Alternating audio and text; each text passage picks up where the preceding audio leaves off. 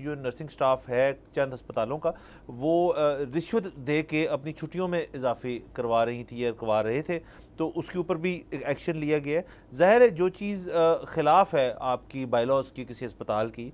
یا کسی بھی چیز کی، اس کے اوپر تو معطل کرنا چاہیے۔ البتہ کسی کو اگر وہ پڑھا رہے ہیں اور اپنا سکل سیٹ ہے وہ پاس آن کر رہے ہیں، اس کے اوپر معطل کر دینا جو ہے بڑا اسٹرکٹ ایکشن ہے۔ اور باقی سر ان کا جو شعبہ ہے اس کے اندر اور بھی بڑے مسئلے ان کو ذرا ڈسکس کر لیتے ہیں۔ بالکل سر، دیکھیں اگر تو اپنی جس جگہ پر ان کی نوکری ہے وہاں سے غیر حاضر ہو کے یہ کسی اور جگہ پر پڑھا رہے تھے تو اس پہ تو معطل ہونا بنتا ہے، لیکن اب ظاہر ہے گورنمنٹ کو یہ بھی سوچنا چاہیے کہ ہم ان کو کوئی جو ہے انسینٹیو دیں، کوئی ہم ان کے لیے اسکیجول ایسا ڈیزائن کریں کہ اپنے جو ڈیوٹی آرز ہیں یہ تو وہ پورے کریں، اس کے علاوہ کوئی مطلب ان کا جو آف ڈے ہوتا ہے اس دن ان کو پڑھانے کی بھی اجازت ہو، تاکہ ایک تو ان کی انکم سٹریم بڑھ جائے، دوسرا جیسے بنیادی بات آپ نے کی کہ ان کا جو سکل سیٹ ہے وہ پاس آن ہو سکے۔ اچھا، اب یہ جو نرسنگ ہے نا یہ ایسا شعبہ ہے، اب اکثر بات ہوتی ہے نا کہ جی اے آئی جب آ جائے گا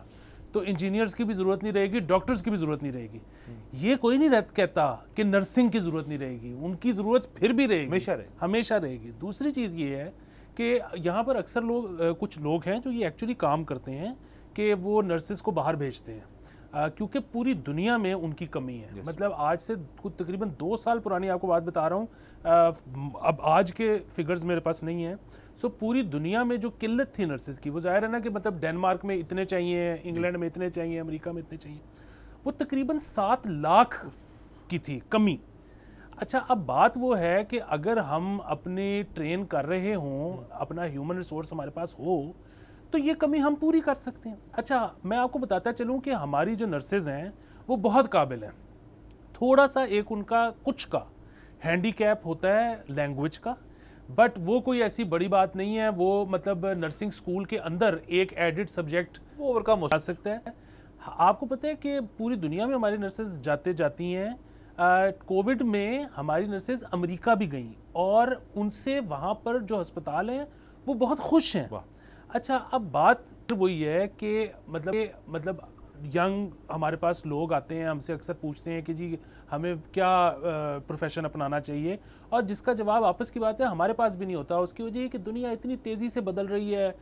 پروفیشنز اتنے تیزی سے بدل رہے ہیں، اب تو سب کو یہ کہا جاتا ہے کہ آپ نے ہر تھوڑے دن بعد اپنے آپ کو ری انوینٹ کرنا ہے، کیونکہ جو آپ کر رہے ہو وہ 4 5 6 سال سے اوپر وہ گگ نہیں چلے گا۔ لیکن اگین یہ ایک ایسی چیز ہے کہ سرکار اور پرائیویٹ اگر اس کے ادارے ہوں، اس میں جتنی انڈکشن کی جائے، ابھی پھر وہی بات ہے کہ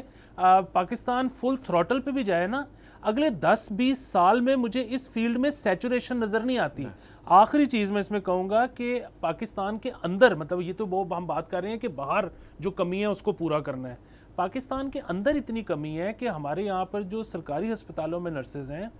ان کے پاسپورٹ نہیں بنائے جاتے اس ڈر سے کہ یہ جائیں گی تو پھر واپس نہیں آئیں گی۔ تو یہاں یہ مسائل ہیں اتنی بڑی۔ اچھا دیکھیں، وہی جو ہے نا کہ ہر مسئلے میں ایک اپرچونٹی ہوتی ہے، اس کی اپرچونٹی تو بہت سامنے پڑی ہے کہ اس وقت میرے خیال میں سرکار کو as business point of view